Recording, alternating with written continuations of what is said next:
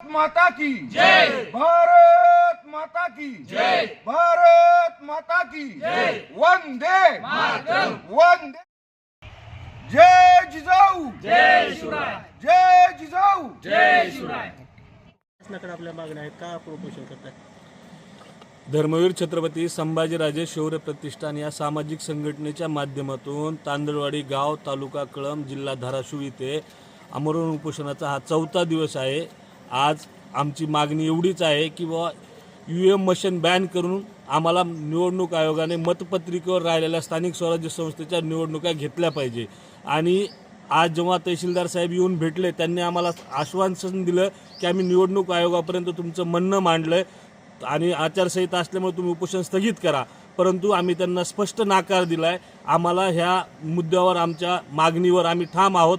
आम्हाला जोपर्यंत या मागणीचा रिझल्ट येत नाही तोपर्यंत आम्ही मागणीवर हटणार नाही आणि जर तुम्ही आमच्या मागणीवर लक्ष नाही दिलं तर उद्यापासून ह्या आंदोलनाला तीव्र स्वरूपाचं आम्ही करणार आहोत आणि याच्यानंतर हे आंदोलनाची सर्वस्व जबाबदारी निवडणूक आयोगाची आणि सरकारची राहील।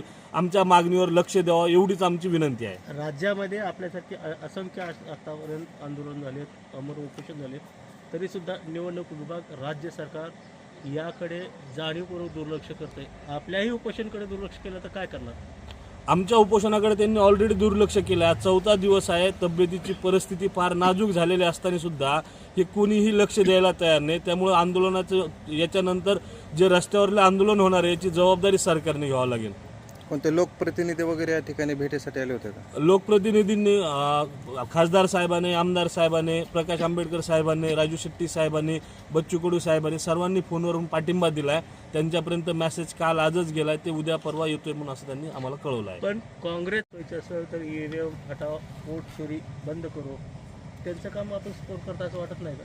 नाही, हे काँग्रेसचं म्हणून काम नाही आहे, हे काम वैयक्तिक मी एक सर्वसामान्य नागरिक आहे आणि आम्हा सर्वांना, सर्वसामान्य जनतेला हा प्रश्न पडला आहे, म्हणून हे लोकशाही वाचवण्यासाठी हे सामाजिक आंदोलन आहे। आमच्या जसं तुम्ही म्हटलं आहे, आम्ही हिंदू धर्माचं पण काम केलं। आमचे जर पूर्ण इतिहास बघितला संघटनेचा, आम्ही सामाजिक सर्व मराठा आरक्षणाचा विषय असेल, याच्या शेतकऱ्याच्या कर्जमाफीचा विषय असेल किंवा आज हा ईव्हीएमचा विषय असेल, आम्ही सगळे मुद्दे सोबत घेऊन लढणारी संघटना आहे। शेवटचा प्रश्न, ईव्हीएम हटाव का? ईव्हीएम हटाव याच्यामुळं की सर्वसामान्याच्या, माझ्या सर्वांच्या मनात जो प्रश्न पडला आहे, जनतेला वाटतं की ह्या ईव्हीएमच्या माध्यमातून एक हाती सत्ता येत आहे, ही सत्ता कुठंतरी आम्हाला प्रश्न पडला आहे, ती लोकशाही जिवंत ठेवण्यासाठी आणि आमच्या शंकेचं निराकरण करण्यासाठी आम्ही हे मागणी करतो की ईव्हीएम हटाव आणि बॅलेट पेपरवर निवडणूक घेण्यात यावी।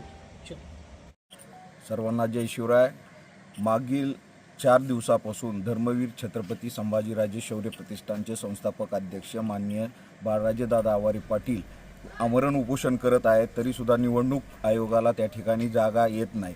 आमचे मुळात 2-4च प्रश्न असे आहेत की जागतिक महासत्ता असणारे देश जसं की इंग्लंड असन, फ्रान्स असन, जर्मनी असन, रशिया असन, अमेरिका, जपानसुद्धा जो की तंत्रज्ञान ह्या विषयात प्रगल्भ असणारा देश आहे, सर्वोत्कृष्ट देश आहे जगामध्ये, आज त्या देशामध्ये ईव्हीएमद्वारे मतदान प्रक्रिया राबवली जात नसताना आपणच भारत देश का निवडणूक प्रक्रिया ईव्हीएमद्वारे राबवत आहोत, जेथे की प्रत्येक इलेक्ट्रॉनिक वस्तूवर त्या ठिकाणी फेरफार करता येऊ शकतो। हे अनेक त्या ठिकाणी पुरावे देऊन सिद्ध करण्यात आलेले आहे।